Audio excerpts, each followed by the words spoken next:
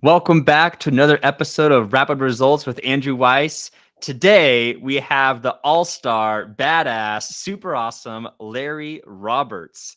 And in case you don't know who this guy Larry Roberts is, he is best described as a high-energy, charismatic podcaster, keynote speaker, best-selling author, and international top-rated course creator with over 1,500 students in 51 countries. He has been coaching and facilitator roles for more than 25 years, from corporate environments to teaching martial arts to online course creation. And on top of all that, he's a feature in the Podcast Magazine in April 2020, while being editor-in-chief of one of the largest podcast industry newsletters, the Podfest Messenger. He is regularly speaking at industry events, participating in industry panels, and appearing on other podcasts. Ladies and gentlemen, I welcome to you Larry Roberts. Larry, tell us, what is the biggest, most badass professional accomplishment you are most proud of? Wow, right out of the gate. You warned me about that in the green room, but you just jumped right in there, didn't you? Oh, Um, yes. I got to tell you, man, I think the biggest one is simply being able to walk away from corporate America and jump into my business and podcasting full time January 4th of last year. So that would definitely be the biggest and baddest and most proud accomplishment. There's definitely been some other wins along the way, but that one stands out. Listen, and this is interviews taking place in 2022, and it's now June 22nd, 2022. So you've officially been a full-time entrepreneur for a year and a half now? Yeah, it's been about a year and a half. I guess what we're in June. Yeah, so June 4th was 18 months. So we're at it, man. Wow. And so 24 years in the corporate world. Yeah, so I like to start off with this big accomplishment that you like to brag about, and then I like to go into the superhero story. Like, obviously, not everyone is born and going, okay, I'm going to wake up and I'm going to be a full-time entrepreneur now. Like, it doesn't usually work like that coming out of the womb. Tell us how the heck you went from corporate America to saying, you know what, I'm just going to be a full-time entrepreneur now. Tell us more about that journey and story. I almost just basically failed my way into it, to be honest with you. I mean, I've always had an idea that I was working on. I always had a side hustle. I always had a different direction that I wanted to go. And I've had businesses along the way. I mean, I had a karate school back in the 90s. I started a swimming pool company in the early 2000s. I now have Readily Random Media, which is the podcast production company.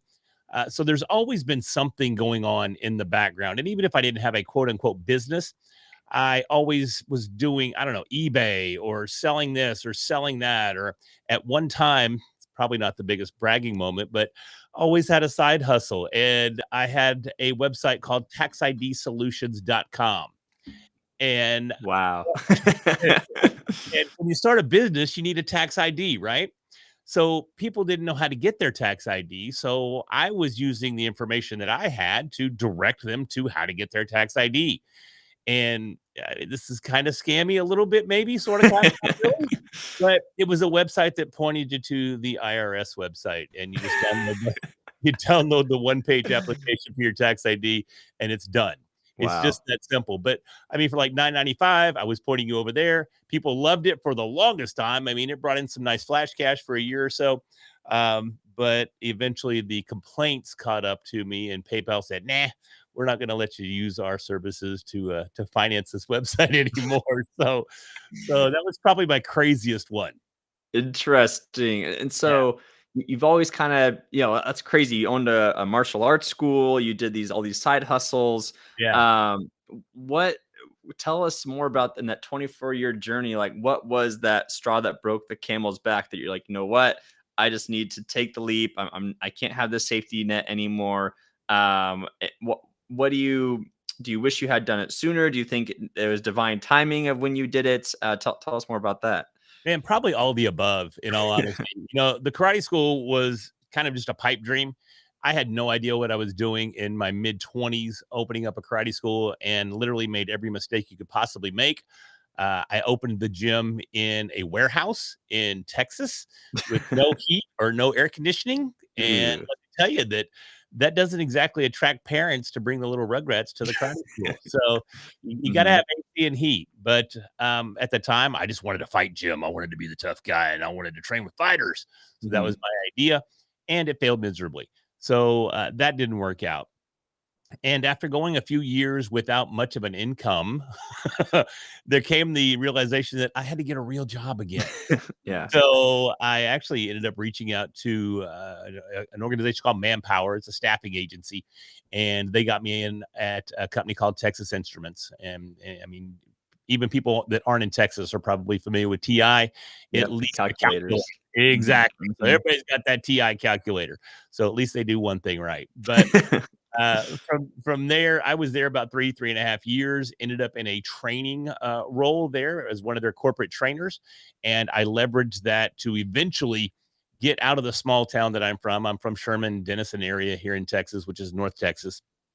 And I wanted to get down to the big city. So I used that position to find me a job down near in North Dallas. And that was also as a training manager down there. So started working for this company, went into their warehouse or one of their distribution centers and wrote policies and procedures and training manuals, handled the temporary staffing for the distribution center, and made a big change. I mean, I came in, made a pretty significant impact, lowered their turnover rate by 400%. So What wait, pause on that for a yeah, second, like, w what the heck? Like like, how do you let's see, so how many people were leaving the company at what rate? And walk us through how are you able to reduce that? Like, tell us they were more leaving about that. faster than we could get them. Let me just put it that way. So Yeah. there was a lot of different components that came into play there. A lot of it was culture in the distribution center. A lot of it was a lack of policy and a lack of procedures. People would show up on the job and they'd have absolutely no direction. They'd just be standing around for a day going, "Oh, I guess I work here. I don't know what to do." Mhm. So I ended up putting together a team. I had 6 trainers that reported directly to me. And each time we had a new batch of recruits that would come into the DC, they would go through these training procedures and get policy manuals and that sort of thing. So they had some direction. They had trainers that were walking them through the process. And once people started realizing that we really cared about their success within the distribution center, they started staying. So they Mm. quickly saw a massive reduction in the turnover that we had going there.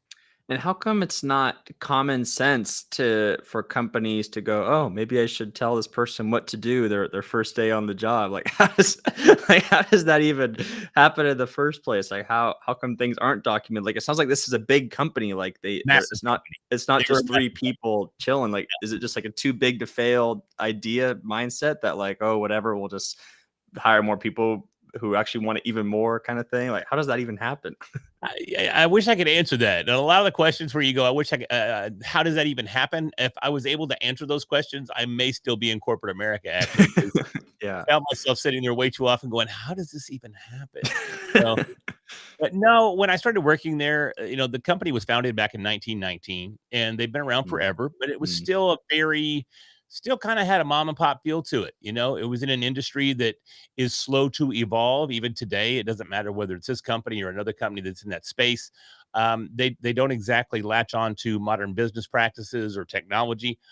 They're very slow to adopt. And I think it was still just that mentality of, hey, man, people need jobs. They're going to keep coming. We don't have to care about these people. We don't have to know their names. We don't have to, if they want a job and they want to make an hourly wage, they're going to show up. mm. And okay. But it doesn't Yeah. necessarily work, especially today. Yeah. And, so, I mean, hopefully you got compensated well then for, you said decreasing their turnover rate 400%. Like, I know there's like this classic joke of, a CEO of a company who has a nice car and his employees like, "Oh my gosh, it's such a nice car." And the CEO looks him in the eyes and says, "Yeah, if you work really hard this year, I can get another one." Yeah, yeah. Well, I Uh, mean, it opened up opportunities, and I mean, it allowed me to get out of the small town where I was from and actually move mhm, down to the Dallas-Fort Worth Metroplex, so that was the goal. So mhm, right out of the gate, I had that going for me. But the success that I found in the warehouse opened up an opportunity to be a part of an implementation team. The company that I was with decided to go ahead and implement a new software system globally across every facility that they own, and they had facilities from New York to California and everywhere in between, a couple of them overseas as well. And they needed somebody to head up the training for this implementation. And I happened to be a candidate for that and was brought on as part of the implementation team. And next thing you know it, I find myself in IT. So Wow. yeah, that project lasted about, I'll say 15 years, lasted a long time because the implementation was across every facility. And also any acquisition that took place during that time that this company bought, we had to go and implement it there as well.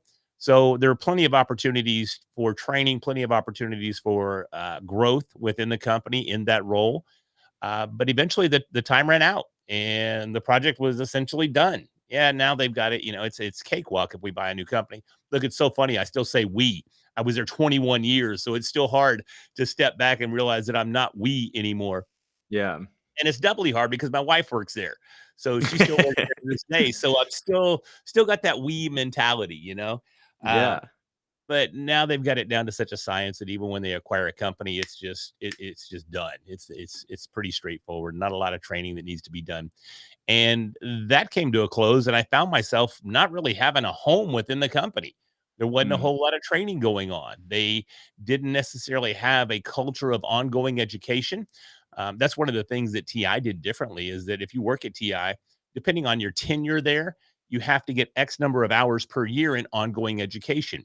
So whether that's learning business practices or safety procedures or whatever it may be, you have to attend these classes. So there was always a role for corporate trainers in that environment. This company didn't subscribe to that. So I essentially got absorbed by the IT department and started falling into a data analysis type role. I was writing reports, inventory reports, sales reports, that sort of thing. And I became the report guy. I'm Larry mhm. the report guy. And we used a program called Crystal Reports, which is pretty common in the workplace these days. It's like But TPS reports from Office Space. yeah, very similar. I needed my cover sheets for my TPS reports. I did not get the memo. Um, but they used to call me Crystal Larry because I wrote all the Crystal reports, and Mm. that's fun. Yeah, I mean, just so yeah, that's awesome. Uh, Yeah. yeah, during that time, I continued to have the side hustles, and back in the early 2000s, I'll say it was around 2004, maybe probably before that, probably around 2003, I started a pool company called Pristine Pool and Spa Service. A buddy of mine started a company. He was building pools, and it only made sense that he's going to need somebody to clean those pools after he builds them for his clients. Mhm. So I jumped in there, fired up this company, and was going to do just that. And the company was successful. I mean, it was great. Yeah. Uh, I was working with my direct report manager there at the office, and we set it up where I could come in and I'd work 6 to 3 at the office. Then from 3 p.m. till dusk, I would sit there and do pool stuff. Uh, Wow. do pool stuff on the weekends, and we grew it. I had probably 55 to 60 clients on the roster before it came to that point where just doing the whole 6 to 3 wasn't cutting it. So I had to hire somebody to do the pool route. Mhm. That was nice. That was pretty cool. At one time, we had 2 people running the pool route for us, and then I was just taking care of maintenance and not maintenance, but repairs, that sort of thing, overseeing projects such as remodels. And if you need to tile your pool or something, that was the type of thing that I would get involved with. But it finally got to the point where even that was too much, and I had to make the decision whether or not to sell it or to jump and do the pool business full time. Mhm. And at the time, I just did not have the, we'll call it testicular fortitude to step out and do it full time. I was scared. I mean, I had a great Interesting. salary. Mm. I had great benefits. I mean, the company was super great at the time. They took great care of me. I mean, they took great care of me all the way up until the day that I left last January. Mhm. Uh, but it was just too nerve-wracking at the time to make that jump. So I chose to sell the business. So Wow. yeah, we sold the business and profited from it a little bit and then kind of moved on. And from that point forward, it was just side hustle stuff, mostly eBay, tax ID solutions. I tried another website called iwanttabreakup.com where we would send breakup notices to your significant other if you wanted to, if you wanted to break up. So Oh my gosh. yeah, if you wanted to break up and you weren't brave enough to do it yourself, we would do it for you. Just reach out for $69. We'll break up with whoever it is you want to $69. break up with. Yeah, so it was great. Uh, And tell us about, because I know that that's what a lot of people struggle with and go through is regret. I mean, did you find out like 2 years later that that pool company had 10x in value or 10x in revenue? Or tell us about more about that and how you handled that, and I'm curious about that. Yeah, the guy that bought it from me, he ran it for several years, and then he ended up selling it as well. I Mm. don't think it's still around today, Oh, but the gentleman I sold it to, he was close to retirement age, and this was just one of those things he was kinda doing to keep it floating, that sort of thing, and keep a gotcha. little money coming in, keep a little something to do, but I think he finally got to the point where, he wasn't even doing that anymore, so he sold it, and I don't think Pristine Pool and Spa Service is in business any longer, but Mm. it's funny 'cause I still get calls from it almost 20 years later. I Really? had a yellow page ad for that business, and I occasionally still get calls, about Pristine Pool and Spa. "Hey, Wow, that's interesting. you guys do my pool?" "No, no, no, probably not gonna do that, no." So, appreciate you. Um, and, you mentioned, yeah, going back to not having testicular fortitude, like, uh, did it ever it sounds like it does kinda eat away at you a little bit that you wish you had, say, with the business longer, walk us through how you've, quote, unquote, um, coped with that, or, like, helped how you just kinda let it go versus letting it eat at you every day? I'm curious about how you process all that. It's hard, honestly. There's some days I still look back and go, "Man, I wish I was still in the pool business." I Mhm. literally just started seeing ads on my Facebook feed, and I don't know why, but it's for Pristine Landscaping. So, Hmm. it's a landscape company called Pristine, and as soon as I saw that name, of course, it's just like a knife to the heart, 'cause I was like, Yeah. "I miss Pristine," Mhm. because we had it. I started it from scratch. I mean, it was literally from the ground up and built it to a point where I either had to get rid of it or I had to jump in. And I managed to do it using primarily Google AdWords back in the day. And Google AdWords and Yahoo had a similar offering back then with pay-per-click campaigns.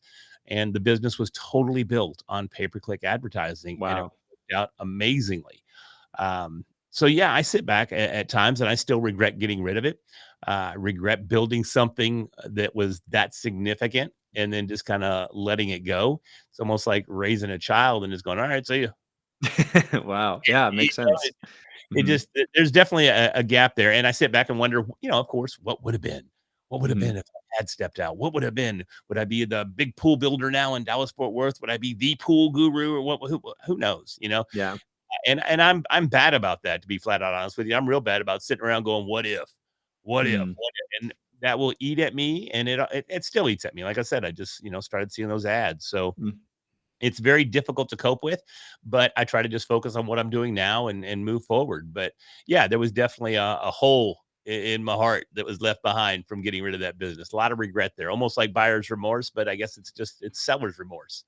Yeah, I mean, did you, I know, like, some people, like, they write down, like, what's eating at them on a piece of paper, then they burn it in the fire, and obviously, it still hurts you a little bit today, but I guess what I'm trying to ask is, what would you say to, current Larry, or to other entrepreneurs or people who are struggling with the same thing, like, "Oh, coulda, woulda, shoulda," kinda thing? Like, what would you say to them to help them, realize that life goes on, like, it's okay to recognize it's okay to have regrets, but also recognize life goes on, like, what would you say to that crowd? Yeah, 100 that crap, and it's funny 'cause my that's exactly what my wife calls it. Because I have a bad habit when I start thinking about the past and all these things I've done in the Mhm. past and all these opportunities I had in the past, and when those thoughts start kinda clicking, I always turn to Pink Floyd, and I turn Pink Floyd on, and I Mhm. sit there and I just wallow in self-pity and in my Pink Floyd haze, and if my Mhm. wife catches me listening to Pink Floyd, I get in a lot of trouble.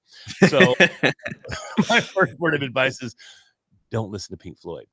Yeah. But the others, man, sitting there and crying about it's not going to change anything. Take Mhm. action, move forward, and establish yourself with either another business or in another direction in life. I could have just as easily turned right around and applied myself to corporate life and pushed my career there even further. Mhm. Uh, but as you know, I made even bigger mistakes after that. And it really just kind of spiraled. And I think that that's a dangerous place to be is in that spiral. Mhm. So if you do make those decisions, just have the courage to stand with those decisions and look back and know that it was done for a purpose. It was done for a reason. At the time, I felt it was the best decision. I had certain responsibilities that still needed to be addressed. So if the business failed, I wasn't just failing myself, but I was failing my kids. I was failing my wife. I was failing everything. Mm. And so all those things have to be taken into consideration. And I think I made the right choice, but it does take time often to reconcile that. Yeah, that makes sense. And so fast forwarding to January 2021. So for those who are only listening in, Larry is known for his red hat and his hoodie and his awesome glasses. He even has a cool meme called Cool Cat Larry. It's very, very viral at the moment. Um, Tell us about this personal branding journey. And it's cool to hear. On my previous interview, one of the guests goes, "Oh yeah, 10 years to be an overnight success," which sounds about right for a lot of people, especially hearing your experience and your story. And it's cool how many businesses you've started. Some were successful, some you got banned from PayPal, some weren't making enough money, I suppose. Yeah, go real quick too. Tell us about the online course journey, how you got into that, how you got to, I think, 1,500 students, like that's crazy. Yeah, I think that number's up a little bit now as well, but that was all part of the brand building that I'm living now. I got into podcasting 8 years ago. I had just come out of rehab. I went into rehab for alcoholism, so that Pink Floyd will do that to you too. Um, Mhm. Pink Floyd and Bombay Gin, that'll do a lot for you. Uh, Yeah. yeah, stuff. No, it's not. So, anyways, I had just come out of rehab and was looking for something. I didn't know what. I hadn't been sober in umpteen years. And a friend of mine convinced me to listen to an episode of the Joe Rogan podcast Eight because years ago. 8 years ago. Yeah. Oh, so you're an OG fan before it was cool to listen to Joe Rogan, huh? Yeah. Well, and I even refused it. The only reason I even listened is because Ryan was his name. He kept hammering me. He's like, "Man, you're gonna love this podcast thing." I'm like, Mhm. "Look, dude, podcasts are for dorks. I'm not listening to podcasts. That's stupid. It's cheesy. I ain't got time for it. Mhm. I'm gonna go play World of Warcraft instead." Yeah, So yeah, way less cheesy and way less, nerdy. way less nerdy. So, but I've been a huge fight fan. I've been watching the Ultimate Fighting Championship since '93. I competed back in the day, all that fun stuff. And Joe Rogan is also the commentator for the UFC. So he says, "Look, man, you love his commentary. You know who he is. Just give the show a listen." And I'm like, "All right, fine, I'll listen if you'll just shut up." So I decided to listen, and man, I was blown away. I was blown away because he had two comedians on there. It was Tony Hinchcliffe and Joey Diaz were the guests on that particular episode. And the comedy that they were using, the comedy style they were using was very reminiscent of the comedians of the 80s. Very, very irreverent, very, very no rules, very, very in your face, very blunt, Mhm. laced with profanities. And I loved it. I was like, oh my God, this is right up my alley. And you can say this on a podcast. This is unbelievable. I'm Yeah. totally in here. Mhm. So after hearing that, I thought, you know what? I got to have me one of these podcast things. And I decided to jump in. I went out and I bought myself a blue snowball microphone, which is literally just a ball. It's white. That's why they call it a snowball. And it's also literally the worst mic you could possibly buy for podcasting. So Eh. steer clear of the snowball. But that's what I bought. And a friend of mine, actually, his son was doing open mics here in the Dallas Fort Worth area. So I reached out to Jamie. I said, "Bro, why don't we start a podcast?" He's like, "What's that?" I said, "Here, check this out." And we kicked off our very first podcast. And we sat there in my game room, which is right outside my studio here, Rogan together. We also just kind of let loose. And good Lord, we listened back to that and we just couldn't release it. It was just a little rough. It was it was a lot. Yeah. Yeah. So Mhm. not only the audio quality, but the audio content. So we're Mm. like, all right, we, Mhm. we we probably don't need to be taking it this far. So we dialed it back a little bit, but then we recorded our second episode and we launched the first podcast I ever had called Accidentally the Whole Tip. Oh my gosh. And that was the show. So Mhm. we had a blast with it, man. We had everybody on from adult entertainers to cheesy lawyers to, and you name it, comedians, Wait, what's a musicians. cheesy lawyer? What does that mean? There's a lawyer over in Fort Worth, and he is the Texas Law Hawk. And dude, he's amazing. He has the best, worst commercials ever, and we just loved it. Everything he did had a hawk that would swoop in and save the day. And his Mhm. commercials were just amazing. I mean, he'd ride a moped and jump through a ring of fire, and the hawk would come and save. I mean, just very, very cheesy, but he was amazing. So we had him on the show. Just you name it. Anybody that was fun and interesting, we had on the show. And we ended up taking the show to an internet radio company here in the Dallas Fort Worth area. We started on their channel. I think they had 35-ish shows on there. They placed us on Sunday morning at 10:30 a.m. right after a religious broadcast of some sort. Yeah, that's a big So contrast. yeah, Yes. the pastor would walk out of the studio and the others would walk in right behind him. So, but we did manage to go from the bottom of their roster all the way up to the 5th or 6th spot before the studio shut their doors. It was only a couple of months before they ended up closing up shop, but that did not deter us. We knew accidentally the whole tip had more to offer. So, so we Oh started my God. we started hitting up restaurants and businesses here in the DFW Metroplex, trying to find a place to take the show live and put it on stage. Mhm. And we finally found a club that was under brand new ownership, and they gave us a shot.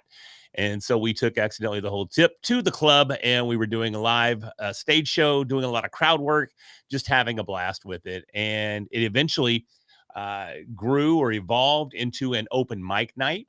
And Mhm. to this day, it's still one of the largest open mics in all of DFW outside of a comedy club. So, Wow. in a sense, the tip lives on. The Lives, tip lives on. it, Not accidentally though. not accidentally, it was on purpose. And that's what's sad is still being in corporate America, we did manage to acquire a company, and I ended up getting new management. And that new manager did not Wait, like you guys acquired a company, but they somehow gave you a new manager? the company that I still worked for. They acquired a new company. With that company came certain managers that came with it, and those managers were integrated into our corporate environment. Yeah, And because isn't it usually flipped around that the company that does the acquiring, don't they boss the company that they acquire around? contracts vary. And in this Interesting. particular Mhm. acquisition, their management was guaranteed management slots within our company. Interesting. Huh. Yeah. Okay. So I ended up getting a new manager, Mhm. and that manager was a little more straight laced than maybe my prior manager was, and he Mhm. hated the content of the tip. Mm. So He hated the tip, huh? he hated every bit of it, every bit of it. And he essentially told me that I needed to quit the show. I was in a high level position within the company, and I wasn't representing the company professionally, and I needed to leave, or he was going to make my life miserable. So I decided to go ahead and close the show. And we Mm. were getting multiple thousands of downloads per episode. The show was crushing. Wow. It Mhm. was very successful by any standards of a podcast, and it hurt a lot. If you want to talk about sitting back and having regrets, I still miss the tip. I miss the fun. I miss the excitement. I miss the Mhm. downloads. I miss the success that we were experiencing with that.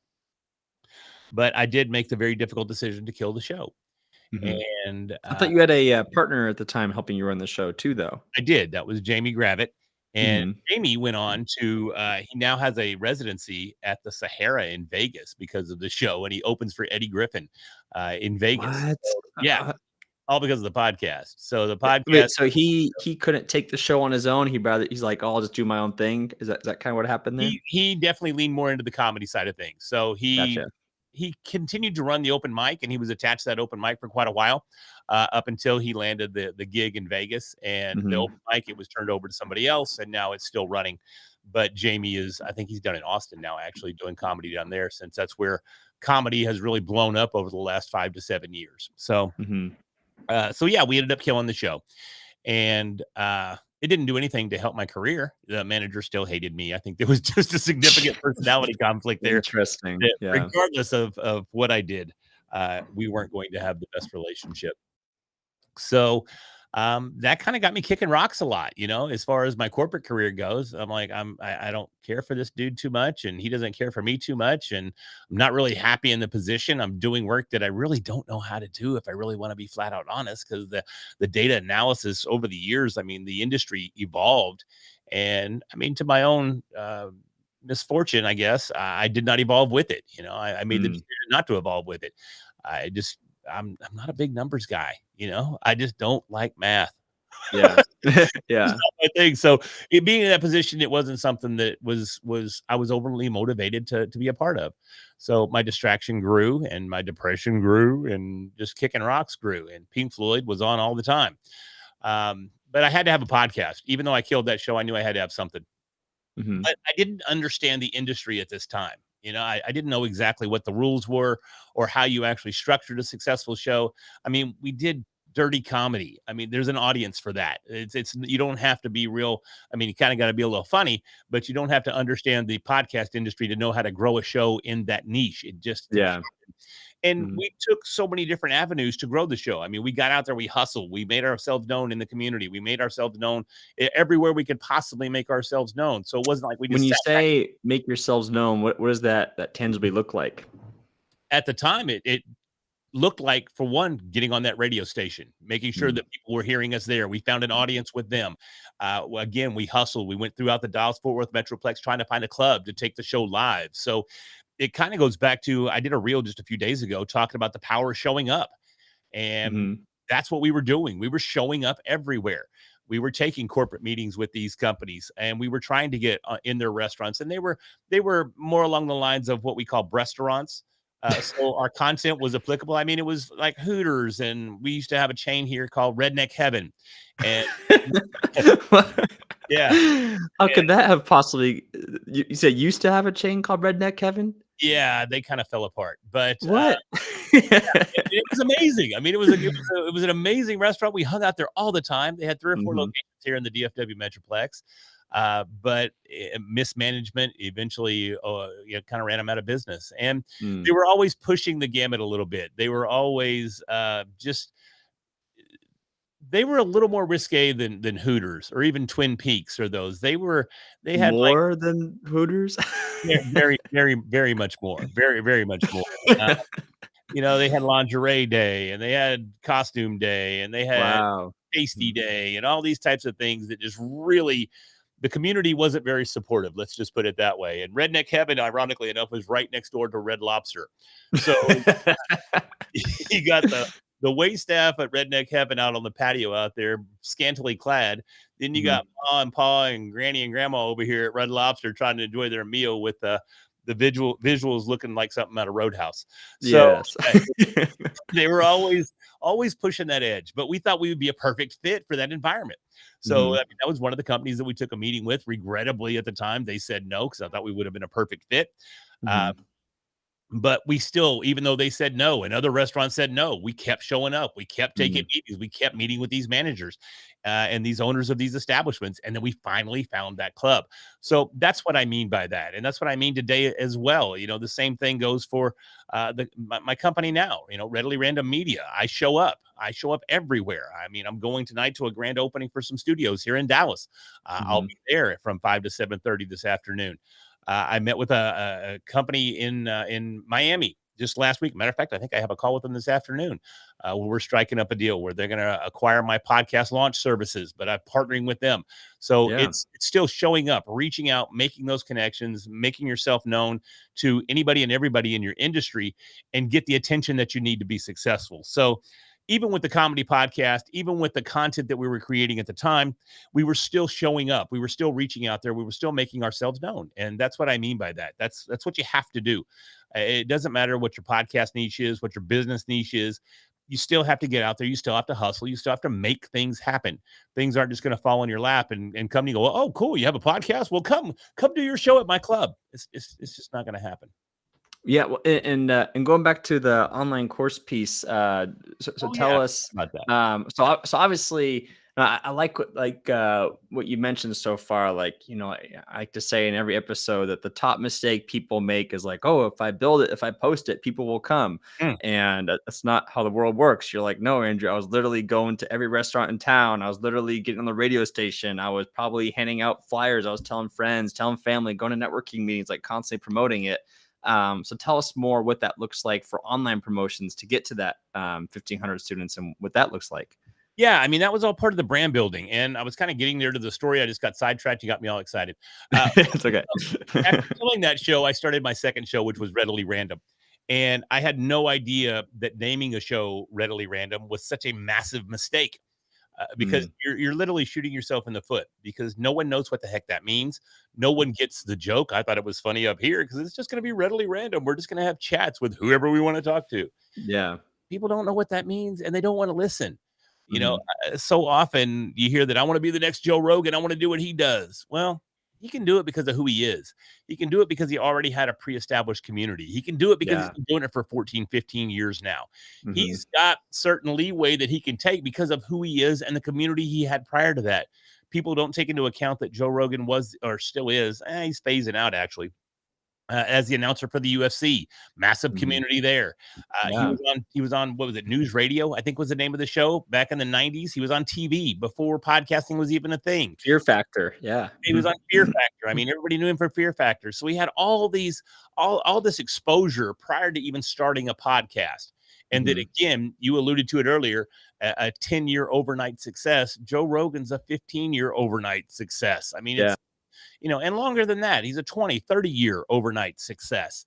Hmm. So that's what people don't take into consideration. And anyways, going back to starting the podcast called Readily Random, I just knew I had to have a podcast after killing the tip. And I started that show again, not knowing the hole that I was digging for myself right out of the gate. But as I was there and as I started to grow, as I started to evolve and learn more about the industry, I knew I needed to put in place certain things to build my own personal brand, to make me the announcer, to make me the brand, to make me the person that people want to tune in and listen to. That's awfully me. But when you're the brand, you kind of have to take that approach to a certain degree. Well, And and I want to pause there too, because I think it's like Grant Cardone. He pushes like, if you don't promote yourself, like who else will? And so you have to make it about yourself in the beginning. Well, probably till the end of time, really. yeah, Yeah. exactly. And that doesn't mean you ignore everybody else or that you Yeah. walk on everybody else or that you use everybody else. You also lift up everybody around you and Hmm. everybody that's in your environment, in your community. You lift everybody up around you. But you still have to focus on you. And that's part of the brand building process. And that's where the course creation came into play. The course Mm. creation actually came after I wrote my book. Thought I needed a book. If I want to be taken seriously as a speaker, as a podcaster, as somebody that is a subject matter expert, I need to have a book to support that. So I found a book writing coach and I found Laura Peterson. She's a part of our Podfest community, as a matter of fact. Hmm. Laura specializes in writing Amazon #1 bestsellers. And she had a program where you can write an Amazon #1 bestseller in 30 days.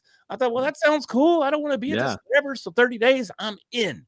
So Hmm. I hired a coach and she walked me through the process. I wrote my book called 1+1 = Podcast and became a #1 bestseller in 4 different categories. Wow. And during that time, I met Ellie Natoli, and Ellie specializes in course creation. So, as Mm. a partner within the book writing project, her and I became friends. She goes, "Hey, do you want to collaborate on a course?" I'm like, "Heck yeah, I'd love to do that." So that's where the course came into play. And the course, also called 1+1 = Podcast, we put it out there on Udemy. We promoted the heck out of it, and we sold thousands of copies of the course. It's Nice. actually still out there today, but I don't recommend anybody buy it because What? no, it's just a little dated. It's been out there for about 3 years, and some of the information needs to be updated, and so that's something that I gotta get around to doing. Yeah. It's still you could still use it to launch a podcast. There's just some minor changes that are there that need to be made. But, very successful course, and again, it was because I didn't know what I was doing. I reached out and I hired a coach, and that's something that I recommend all people do. If you're looking to build a brand, if you're looking to establish yourself in even one certain aspect of that brand building process, hire a coach. Hire a specialist, hire somebody that knows how to do exactly what you're trying to achieve. Man, and I think so. Going back to, yeah. So for those listening, I'm a marketing and sales coach, and I agree that if people are serious about their success in life, it's very recommended to get a coach, get a mentor, get people who will save you that hassle, will save you having to bang your head against the wall, going, "How do I figure this out? How do I get out of my own way?" But I also understand that hiring your first coach or maybe second or third can be scary because you're not sure if they can help you. They're like, "Oh, by the way, you have to pay me to tell you what to do." You're like, "What? I can do it on my own. I can figure out my own." And then, of course, okay, well, then why haven't you done it yet? And then everyone goes, well, so tell us more about your experience of, hiring your first coach or first few coaches and investing into yourself and how you've gained the confidence to get people to invest in you. I'm curious about your experiences with that. Man, the confidence to have people invest in me just comes with time, and it comes with experience, and it comes with repetition. And it comes with reputation too. I mean, it's a combination of all the above. But as far as finding coaches for myself, I haven't always picked the right coach. I've made mistakes, and it hurts. It stings a little bit, but I think we learn as we continue to go through the process. We learn how to identify the coach that can help us accomplish whatever goal it is that we need their help with. Yeah, you can sit back, you can Google it, you can watch YouTube videos, you can do all that.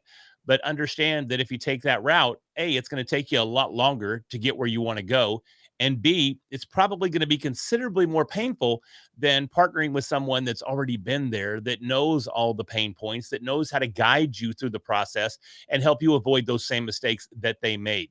So you have the advantage of working with a coach in that you don't have to go through the pain process. You can skip to that and you can go straight to the front of the line and accomplish whatever it is that you're looking to accomplish, whether it's launching a podcast, writing a book, writing a course, or starting a business. It doesn't matter. But you can't trade experience for nothing. Hmm.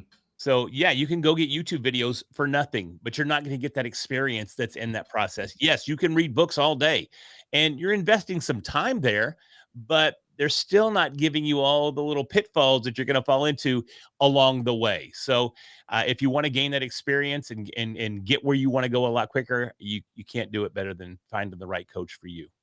Well, and tell us again, what made you officially decide to invest into your first coach, or did you invest into a few programs and courses first before you invest into like an official person, quote unquote, to help you out? Because I know, like, some people in my family, they're like, oh, I never need to hire anyone to help me because I can figure it out on my own. And obviously, there's a lot of prideful people in the world. So I'm curious what helped push you over the edge to go, you know what? I know this might be 2 or 3 months of my paycheck or half of my monthly paycheck, but I'm ready to take that investment and take that quote unquote risk as well. I think it was the frustration that was getting Mhm. me. The frustration got to me. I mean, I give all the credit to Pat Flynn and Cliff Ravenscraft because I watched their YouTube videos on how to podcast. I Yeah. actually bought Cliff Ravenscraft his package that he offers, his microphone, the PR40, and his mixer, and the noise gate, and everything that he had back then to start podcasting. And that was great. It got me off to a great start. But I still made so many fundamental mistakes that I just didn't get from watching those YouTube channels or watching those videos that Cliff Ravenscraft put together. I just missed that because it's the application of what you're watching or what you're reading or what you're hearing that sometimes escapes you. You think you got it conceptually, or you think you have a better way. Oh, I hear what he's saying there, but I'm going to try it this way. Yeah, you might try it that way, but guess what? It's probably not going to work. Yeah. So I needed that one-on-one instruction. I needed somebody to actually talk to. I wanted a person. I wanted somebody to coach me through the process. I wanted to be able to pose certain questions directly to them and start working with them. And I did hire some. I hired some people that ran off with my money, as a matter of fact. Really? Interesting. And I'm not going to drop any names, but big time, yeah, big time podcast producer of a podcast that I listened to back in the day. And I managed to get a hold of him, and he agreed to coach me. And I paid him not a crazy amount of money, but a significant sum of money. He shows up on one call, high as a kite, and then ghosts me after that. So I'm What? like, okay, cool. This is how this is working out. So you got Wow. and to my own ignorance, I probably should have known better. I mean, on the podcast that they're on, getting high is part of the shtick. I just Yeah. thought that he Mhm. might show up to coaching sober. I don't know. I don't know what my Mm. expectations were. So, Mhm. but I at least expected him to show up, and he never showed up after that. Never returned calls, never returned emails. Just took my initial investment and probably smoked it. So, And how but did you make sure to, like, not let that affect you hiring future coaches? I know some people would after that experience, they'd say, "I'm never hiring anyone to ever help me ever again." Like, how did you well, overcome this that? one was so easy because I go, all right, bro, what'd you expect? I mean, really, Yeah. Mhm. because you know what they're doing, you know what they're involved in. What did you expect? That was pretty stupid on your part. So Mhm. what I ended up doing going forward was I did my homework on coaches. I got testimonials on coaches. I saw some of the work that these other coaches had done. Got a lot of confidence in them before I pulled the trigger. And then each time after that, since I pulled the trigger, it's been pretty good. So Yeah. it's been really good, actually. Pretty good is not fair. It's been exceptional. So Mhm. um, that it's again, it goes right back to the experience factor. Live and learn. And for me, it's always that live and learn. I have to do it the hardest way possible for it to get through. I've never done anything easy. I don't know what the deal is, but It's one of those situations. I guess it's a character trait. Yeah, and so going back to you getting paid as a consultant, as a producer, Yeah. and so tell us about that journey. Like, and do you think it helped you? I mean, obviously building a pool isn't cheap. I mean, would you split the profits 50-50 with your partner, or what kind of profit split did you get No, with there that? wasn't back in the day, there wasn't a profit split. I started a separate company from the builder that I had mentioned before, so the company was mine. Now, I did have a partner that was doing most of the back end as far as the books and that sort of thing. Remember, I said earlier I don't like numbers. So, Yeah, yeah. handle all the taxes and all the bookkeeping and all the Hmm. invoicing, all that fun stuff.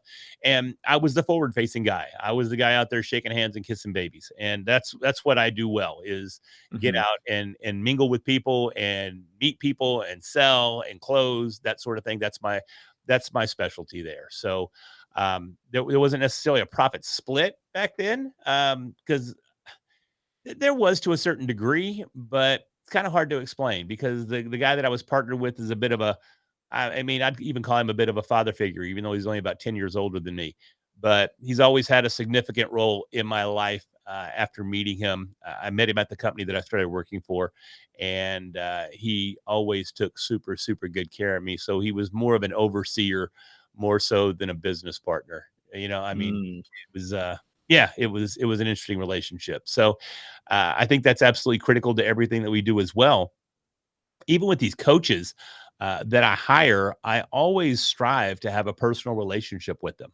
And it's not just my coaches, but it's anybody that I work with.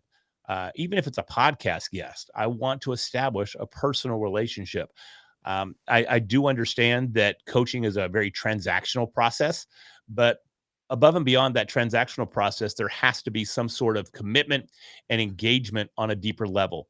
And even though I refer to the gentleman that I met at the company that I worked for as being a bit of a father figure, I've always had this intuitive ability to draw a very definitive line between business and personal. Hmm.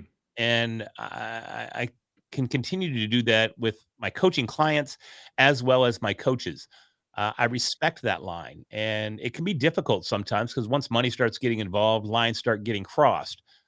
They say don't ever do business with your friends because it inevitably leads to fallout of some sort. But that's I don't know how I managed to pull it off, but I think it's something critical that we could all look at and ask how can we draw that line more definitively. I mean, I can draw the line just like this screen is split right here. The same gentleman, I mean, I could go to his house and we could laugh and cut up, and I could call him names and he could call me names, and we could be goofy with each other. But you can bet that when Monday morning rolls around, we get back in the office, he's sir. Mm. And Hmm. I respect that. It was the same way back in the karate days. I would hang out with all the head instructors, owner of the gym that I trained at, and after hours, same thing. Doing the whole guy talk and insulting each other and giving each other a hard time and just having fun. But we step on that mat and it's Mr. So and so, and it's yes, sir, and it's no, sir. Same thing in business, same thing in coaching. I'm all about having fun with my clients and getting to know my clients on a personal level. But when we get on those calls and we've got something to accomplish, it's time to get that accomplished. It's time to draw that line. And I think that's been absolutely critical in me establishing myself as a respectable coach and also as a respectable student is being able to draw that line. So I think that's a character trait. I brought that up earlier, but I think that's a character trait that is absolutely essential in what we're doing. Well, and so tell us more. How did you learn that skill to be able to draw those lines and define those? Because I know that is something that a lot of people struggle with is yeah, personal versus professional, and how to draw those lines. And like how do you, I mean, did you have to verbally communicate just like, hey, just so you know, off the mat I'm going to cuss you out, but on the mat I mean business, or like how do you make it assumed, or do you communicate? I'm curious how you went about all that. I mean, I definitely attribute it all back to the martial arts days. I mean, because we took respect like to the next level. Even out and about, it's funny. I had a roommate, Eric Lovelace was his name, and if Mr. Lovelace happens to see that, what's up, Eric? You'll see even there. I said, Mr. Lovelace. I said, if Mr. Lovelace happens to see this, we always referred to each other as Mr. This or Mr. That, depending on, our names. We would introduce ourselves and I would introduce them to new people. Oh, hey, Jimmy, this is Mr. Lovelace. And that's how we would introduce each other. So that respect was there. And it was always an outward appearance of respect. And there was always a clear delineation. You don't violate that. And Mhm. if that respect ever did get violated, this sounds so cheesy and so machismo, but I mean, we would literally get greenlit, and greenlit means that you're just open for an ass whooping. It's really what it amounts to. And, Yeah. it would be in the gym. It's not going to be on the streets. We're not going to get all, we're not going to scrap right there. But when we got on the mat and we're training together, whether it's by ourselves or with the fight team or whatever, in the right environment, we'd get greenlit and you get lit up. And Mhm. that respect is earned and it's built and it's established. And I think once you understand that, I think it transcends to every aspect of your life. And I Mhm. know for a fact that it carried over into every aspect of my life and almost to a detriment because I look back sometimes at my corporate relationship with that last boss that I quit the tip for. And I think my expectations of respect from him were too high Hmm. because I respected him. Even though he's brand new, I respect him. And I don't necessarily respect him as a person, but I respected his position. And I expected that same respect in return. And I didn't get it. And when I don't get it, I don't understand it. If I'm giving it to you, why are you not giving it back? So Mhm. that's always been a struggle for me personally is understanding why we don't have that mutual respect amongst each other at all times. And that expectation of mutual respect is what I believe allows me to transcend that into the relationships that I have, whether it be coaching or whether it be being coached. It's the same thing. I automatically respect you because of your position, and I expect you to respect me in return. And yeah, I think maybe even to a detriment. That's kind of wild. I didn't expect to go down that path right here, but it's Yeah. interesting to think about it. And I believe that's the source of it is just understanding that respect is earned. And once it's earned, it's expected. Yeah, no, that's interesting. One, I know that we're not all in the karate world, so if someone disrespects you, you can't take them down on a mat. So in the entrepreneurial world, how do you going back to how do you approach that personal professional line if you feel like they're getting blurry, essentially? Well, I think the concept is just ingrained in me there. Hmm. But at the same time, you have to have open lines of communication. So yeah, Yeah, we can't turn on the green light and get on the mat and hash it out. But yeah. we need to be able to sit down and have open lines of communication and verbally express that and with no uncertain terms. Verbally express it. Sometimes those conversations can be very, very uncomfortable, but Hmm. they have to be had because if we sit back and we assume that we're going to get that mutual respect, guess what's going to happen? We're gonna get our feelings hurt. And that's Yeah. exactly what I did in the corporate world towards the end of my corporate career there, was I let this guy get to me. I let my feelings get hurt, and we didn't have that open line of communication. I went, "You know what? This isn't really working for me." Uh, Hmm. but 2, to my own fault, I didn't really know how to have that conversation because I just wanted to scrap. Yeah, yeah. "Hey, You want the man, green light to go on. yeah, hey man, let's go to the bar tonight, and Yeah. see what's up. But yeah, I those that type of communication has to be in effect. You have to. Mhm. So Interesting. Well, so going back to the pool sale days, I was trying to figure out your journey. And so those listening in, yeah, Larry does consulting. He does podcast production. yeah, Obviously, you learn from his other entrepreneurial skills. He has a lot of skills, but now he's able to charge several $1,000s for his services. And so I wanted to know, like how you got that confidence and that journey to be able to do that. That's what I was trying to ask. Like, oh, were you already getting used to being paid 5-10 grand from the pool services to no, making 5 to 10 grand in the online course world to now you're like, "Psh, yeah, it's only 5 or 10 grand." Like, so tell us about that journey.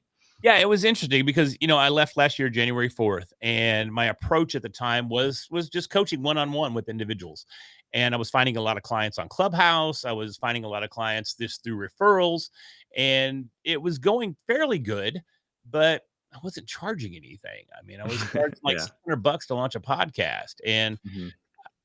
I found out quickly that people that are paying a nominal fee for a significant service aren't as dedicated to following through on that service as they would be had they invested more so up front.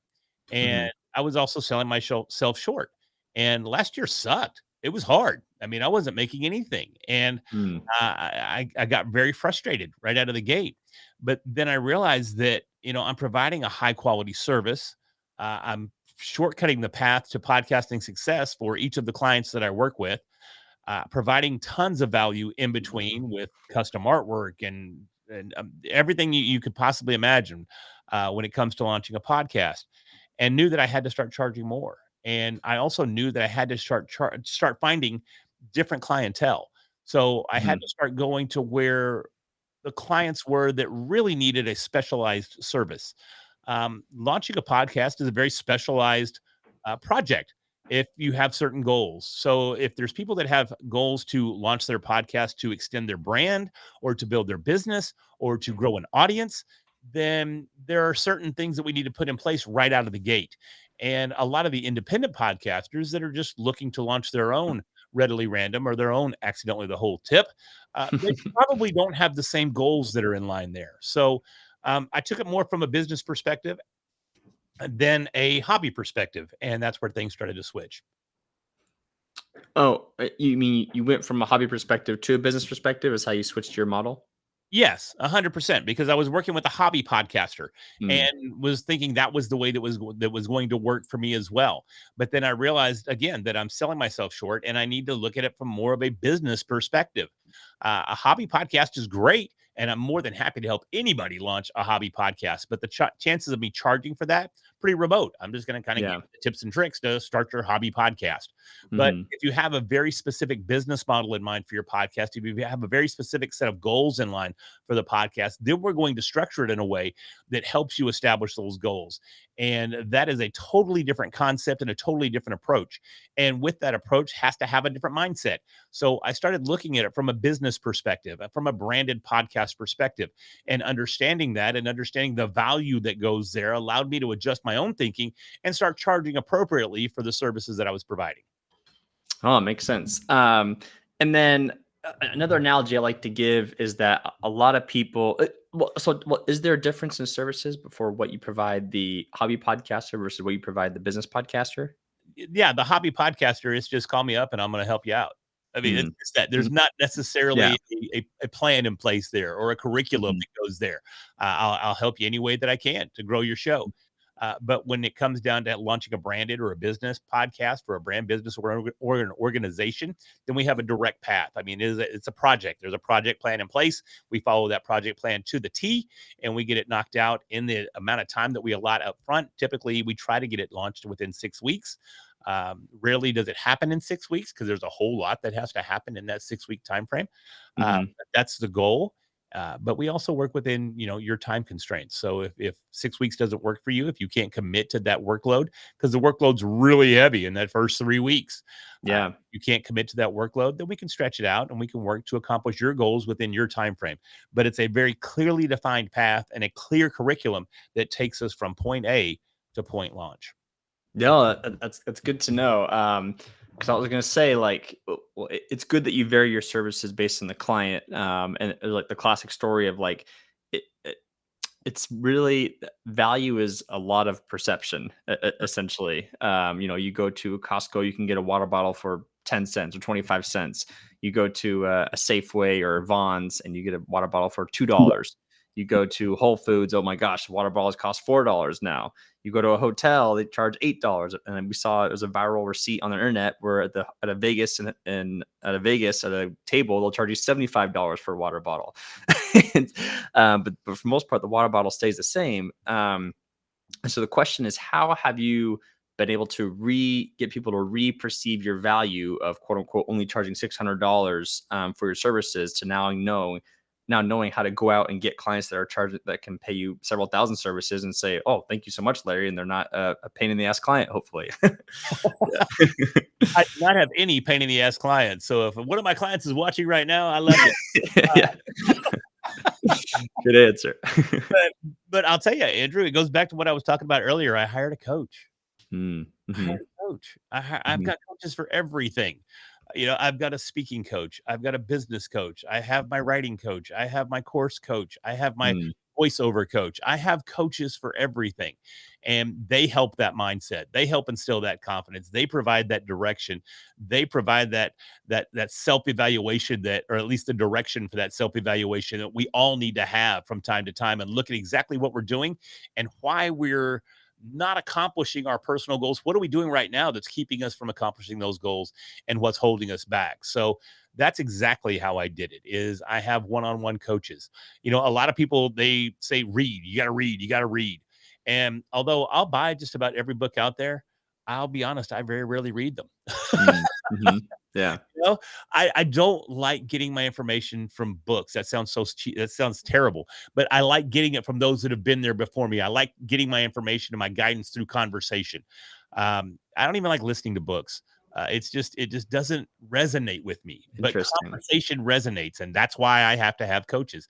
That's why I have to have that one-on-one direction that gives me that guidance, and helps me become more self-aware, and points out some of my shortcomings and some of the dumb decisions that I continue to make, and helps me move forward in making the right decisions. No, it makes sense. So going back to coaching and branding, let's hear about the journey of how you discovered your personal branding, and like going back to, for those listening in, Larry has a red hat, he has his hoodie, he has these awesome glasses. How did that all come about? I'll tell the hoodie came about because I was fat. And I felt that hoodies hid the gut. So that, I mean, Mhm, that's the blunt answer there. mhm. Uh, I like being comfortable, man. And even in the dead of summer, I mean, I think it's forecast to be 111 this Saturday here in My Dallas. And gosh, yeah, geez. and you'll still find me in a hoodie and probably shorts. Hoodie and shorts is about my favorite combination. So Mhm. hoodies have just always been my thing. And I loved it. But the red hat came about because of Alex Sanfilippo, a mutual friend of ours. And I tell the story, and Alex, he gets embarrassed every time I bring it up, but he's the reason for the red hat, Mm. because I was wearing, and you're probably familiar with the brand Supreme. Oh yeah. It's Mhm. just a high end brand that's out there. And being in the podcast space, being a podcast coach, I wanted to communicate with a younger generation. I turned 50 in 2 months. So I wanted to Wow. still connect with those wacky kids that are down there starting podcasts. So Yeah. in order to do that, I felt, I still need to rock a recognizable brand. So I bought me $150 baseball cap with it says Supreme on it. That's it. It's just a red That's hat. crazy. Yeah, it's ridiculous. Mhm, It's stupid. mhm. But I bought the hat and I was rocking that for quite a while. And after presenting it at Podfest Origins last November, Alex Sanfilippo came up to me after I was done and said, "Hey, good job, bro. Hey, I wanted to ask you, why are you rocking that Supreme hat, man? Why are you giving Supreme all that love?" And Mm, I told him the story, and he goes, "That doesn't even make any sense. Just," he goes, "just let them relate to you." He goes, "The red mm. hat's great. The red moniker is great. It makes you stand out in a crowd, but you don't need the Supreme. You're the brand. Don't rely on another brand to build your own brand." And man, it made so much sense. So I got back home. I jumped on Amazon. I ditched the $150 hat and I bought a $6 hat. I've been rocking it ever since. And the impact that it's had just in the last 9 months it's been next level. I've spent most of this year on the road, or a lot of this year on the road, going to podcasting events and speaking at different events. And I've literally been recognized at every event because of the red hat. It's getting to Mm, where people are just calling me the red hat guy, because that's how I'm known in the podcast space, or getting known in the podcast space. I mean, I was at Bitcoin Miami back in, what was it, April? mhm. And there's 35,000 people in attendance at this conference. And over the course of 3 days, I had two different people that came up to me because of the red hat and go, "Oh, what's up, red hat, dude? Love it, man. I've got a podcast too." Blah, blah. Like, I'm sitting here in Miami. I live in Dallas, and they only recognize me in this sea of people because, well, one, I'm a little tall, about 6'3", and Mhm. I had this red beacon that is going off on the top of my head all the time. And it's just massive. So the hoodie and the red hat have just become it. They've become the moniker, and it wasn't intentional. I say that to a certain degree. Going straight red obviously was intentional based on Alex's feedback, but I was doing it for totally different reasons and never understood the impact that it could have. And it's been tremendous. So uh, it's still growing. It's still evolving. My personal brand before was really just being outspoken and giving great presentations. I mean, being in front of people all my life, it's where I've always excelled, speaking and presenting and teaching. It's always been my number one go-to. I mean, again, going back to even my start of my corporate career, started off as a corporate trainer, and it just evolved, taught karate. Used to be a big member of Toastmasters back in the day. Speaking's always just been fun. Did some of the stand-up comedy as well. It's always just been an evolution of the brand and who I am today, but it's all been little building blocks. I wish I had a clearer path. But now I'm here and I can help others get here. And it goes back to what we were talking about earlier. You get a coach because they can give you that clear path and let you miss all those little pitfalls that you're inevitably, there we go, going to run into along the way. Well, yeah, and speaking of speaking and presentations, tell us a little bit about that. That for those listening in, like, oh, I want to be a speaker, I want to get on stages. Like, how'd you get into that? How's that going for you? Tell us about that journey. Yeah, it was interesting because what ended up happening was I started finding these small events that were online. There were some small podcasting conferences online, some small marketing conferences that were online. And I reached out to promoters and said, hey, man, could I potentially speak on your show? And started building those relationships. And before you know it, I was speaking on these smaller events, some of them happening on the weekend. And literally, you look up, if you've ever been on Facebook Live, you can look up there in the top left-hand corner and see how many people are watching.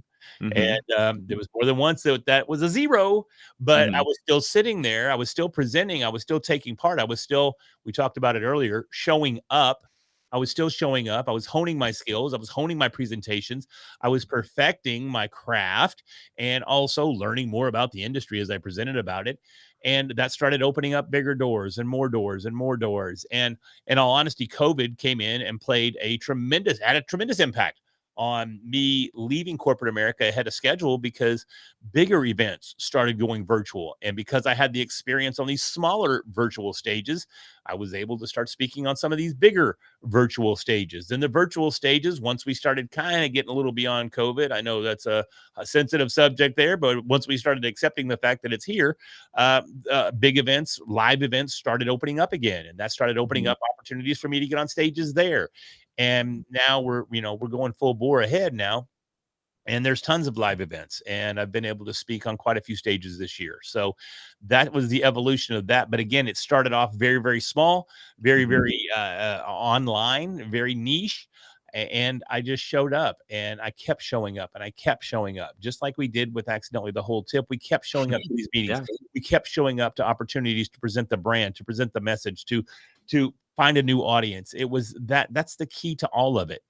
And it continues to present opportunities now, but we continue to show up. That's the secret. Show up.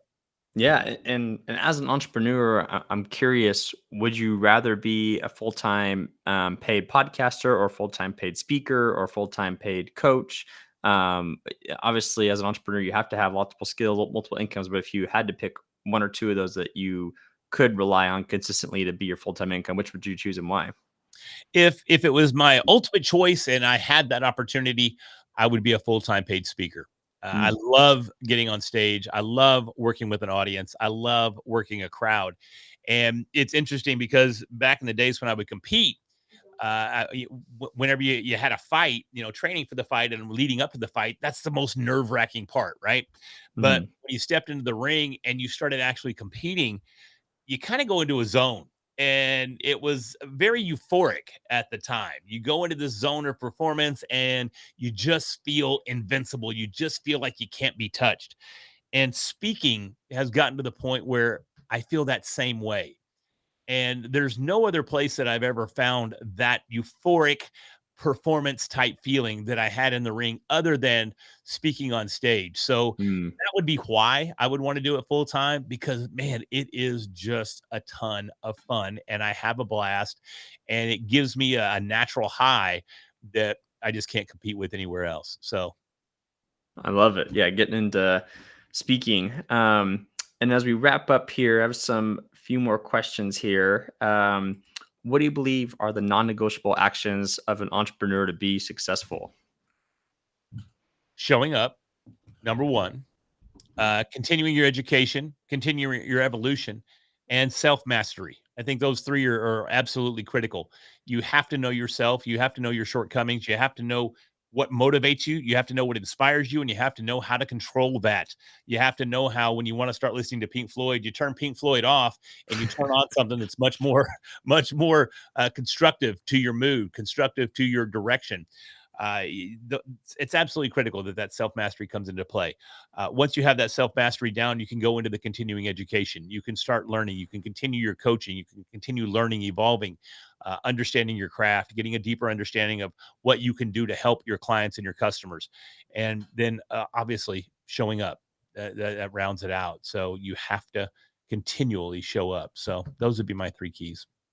Uh, I know you just kind of described some questions to ask yourself for self mastery, but is there a way to have people feel like they've achieved some levels of self mastery? Like, I guess first question is, what does self mastery mean to you, and how can people feel like, okay, I have a good sense of self mastery now I can get more confidence in my business, essentially? Self-mastery to me is doing stuff you have to do even when you don't want to do it. I mean, that's self-mastery. Yeah, if you got to get up at 5 a.m. every day and you don't want to get up at 5 a.m. every day, get up at 5 a.m. every day. Make yourself do it. Make yourself do the stuff that you don't want to do, because you know inside that you have to do it. So taking control of yourself, having the self-discipline, having the self-motivation, having the drive to make yourself do shit you don't want to do, even though you know you need to do it. That's what it means to me. I love that answer. That's such a good answer. Um, and then let's see, as a successful entrepreneur, what gets you fired up every day to get up out of bed and get up at 5 a.m. and build your business? Oh, I don't get up at 5 a.m. I didn't mean to Oh, allude. oh. That was just an example. That was Oh, okay. That's for other people, of course. yeah, all those other guys, all those other. But man, what gets me excited every day is knowing that it's going to be different, knowing there's something new that's on the horizon and it's going to be exciting. I love just seeing what the day brings. Granted, I'm not going into every day blind. I definitely have a plan for every day, but I also know that somewhere throughout that day, something's going down and I don't know exactly what that's going to be. And addressing that head on and dealing with it and accepting it, that's part of the fun. And, it breaks that monotony of getting up at 7, getting dressed, going to the office, going to your Mhm. cubicle, sitting down and doing whatever you do and go to lunch at 12 and come back at 1 and then get off at 5 and I can't do that. Yeah. It's not my Yeah. gig, dude. It's not my Mhm. thing. So knowing that I have the freedom to adapt and change and address whatever comes my way that day, that's what's exciting to me. I love it. I love it. And Larry, last couple questions here. If people were to listen to this, well, when people listen to this interview, where's the one takeaway you want them to have based on everything we talked about and things you want them to learn and know about? And I'll tell you the one thing that I want everybody to take away from any time that I make an appearance in. Show up. I love it. Well, Larry, this has been awesome and incredible. And I love how you brought the energy and the passion as always. How can people best get a hold of you if they're like, I want to be cool like Larry. I want to be his friend. I want to be mentored by him. I want to be coached by him. I need a podcast produced by him. How can they get a hold of you? Probably the easiest way, if you want to schedule a call with me, is head over to meetlarryroberts.com. My calendar's over there. You can always reach out, schedule a time. I'll hop on the phone with you. We'll do a little Zoom session. We'll hang out, get to know each other, and I'll help you any way that I possibly can. You can also find me on Instagram at the Larry Roberts. So follow me on Instagram if you get the opportunity. I'd love to see you there. And are you still active on Clubhouse? Because I know at one point you're one of the Clubhouse app's top moderators in the country, if not the world, at one point, right? Yeah, I am not. I am not Uh, active. As a matter of fact, there's a room that I visit once a month. It's Jody Krangle's room, and she talks about oh, podcasting. mm, And I do show up there once a month. But aside from that, I'm no longer on Clubhouse. that's So okay. And what's that room called in case there's any Clubhousers listening in? Jody Krangle's podcast room. I honestly don't even know the name of That's the okay. room. It's That's okay. No, it's all good. All just right. look Well, at Jody Krangle. She has a ton of rooms, and Jody's amazing. She's yes, always he talking is. about the power of sound. So if you have an opportunity, find her on Clubhouse and join one of her rooms. I agree. Well, Larry Roberts, everyone, thank you for joining us today and for dropping so many golden nuggets and knowledge bombs. And definitely check him out on meetlarryroberts.com. Check him out on Instagram. And we'll see you all next week for next week.